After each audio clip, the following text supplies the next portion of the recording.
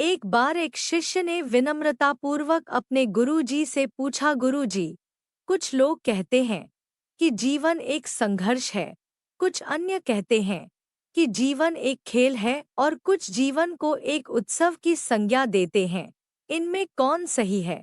गुरुजी ने तत्काल बड़े ही धैर्यपूर्वक उत्तर दिया, पुत्र, जिन्हें गुरु नहीं मिला उनके लिए जीवन एक संघर्ष है। जिन्हें गुरु मिल गया उनका जीवन एक खेल है, और जो लोग गुरु द्वारा बताए गए मार्ग पर चलने लगते हैं, मात्र वे ही जीवन को एक उत्सव का नाम देने का साहस जुटा पाते हैं।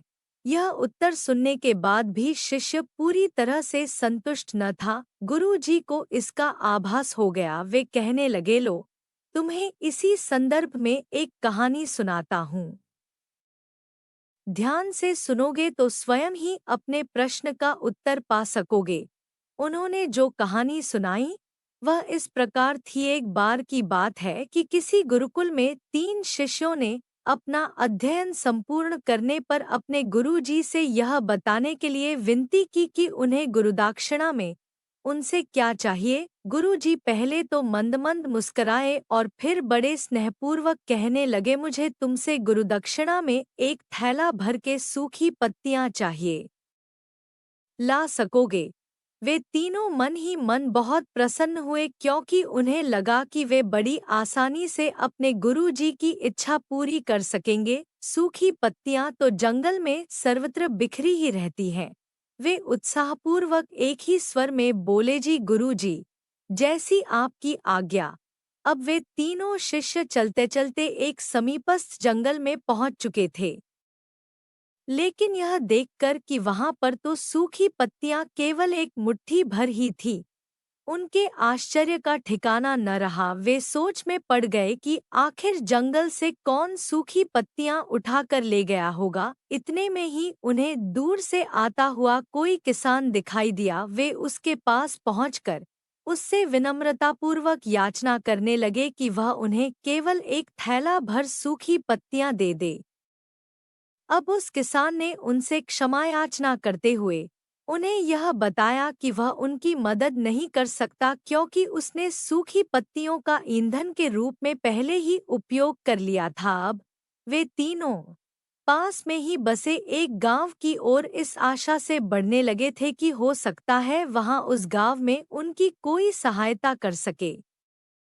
वहां पहुंचकर उन्होंने जब एक व्यापारी को देखा तो बड़ी उम्मीद से उससे एक थैला भर सूखी पत्तियां देने के लिए प्रार्थना करने लगे। लेकिन उन्हें फिर से एक बार निराशा ही हाथ आई, क्योंकि उस व्यापारी ने तो पहले ही कुछ पैसे कमाने के लिए सूखी पत्तियों के दोने बनाकर बेच दिए थे। लेकिन उस व्यापारी ने उदारता दिखाते हुए उन्हें एक बूढ़ी माँ का पता बताया, जो सूखी पत्तियां एकत्रित किया करती थी।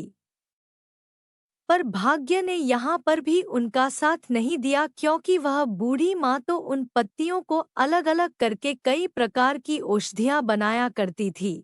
अब निराश होकर वे तीनों खाली हाथ ही गुरुकुल लौट गए। गुरुजी ने उन्हें देखते ही स्नेहपूर्वक पूछा, पुत्रों, ले आए गुरुदक्षिणा? तीनों ने सर झुका लिया। गुरुजी द्वारा दोबारा पूछे जाने पर उनमें से एक शिष्य कहने लगा, गुरुदेव, हम आपकी इच्छा पूरी नहीं कर पाए। हमने सोचा था कि सूखी पत्तियां तो जंगल में सर्वत्र बिखरी ही रहती होंगी, लेकिन बड़े ही आश्चर्य की बात है कि लोग उनका भी कितनी तरह से उपयोग करते हैं। गुरुजी फिर पहले ही की तरह मुस्कुराते हुए प्रेमपूर्वक बोले, निराश क्यों होते हो? प्रसन्न हो जाओ, और यही ज्ञान की सूखी पत्तियां भी व्यर्थ नहीं हुआ करती, बल्कि उनके भी अनेक उपयोग हुआ करते हैं। मुझे गुरुदक्षिणा के रूप में दे दो। तीनों शिष्य गुरुजी को प्रणाम करके खुशी खुशी अपने अपने घर की ओर चले गए। वह शिष्य जो गुरुजी की कहानी एकाग्रचित्त होकर सुन रहा था, अचानक बड़े उत्साह से बोला, गुरुजी, अब मुझे अच्छी तरह से ज्ञात हो गया है कि आप क्या कहना चाहते हैं। आपका संकेत वस्तुतः इसी ओर है, न कि जब सर्वत्र सुलभ सूखी पत्तियां भी निरर्थक या बेकार नहीं होती हैं, तो फिर हम कैसे किसी भी वस्तु या व्यक्ति को छोटा और महत्वहीन मानकर उसका तिरस्कार कर सकते हैं? चींटी से लेकर हाथी तक और सुई से लेकर तलवार तक सभी का अपना अपना महत्व होता है।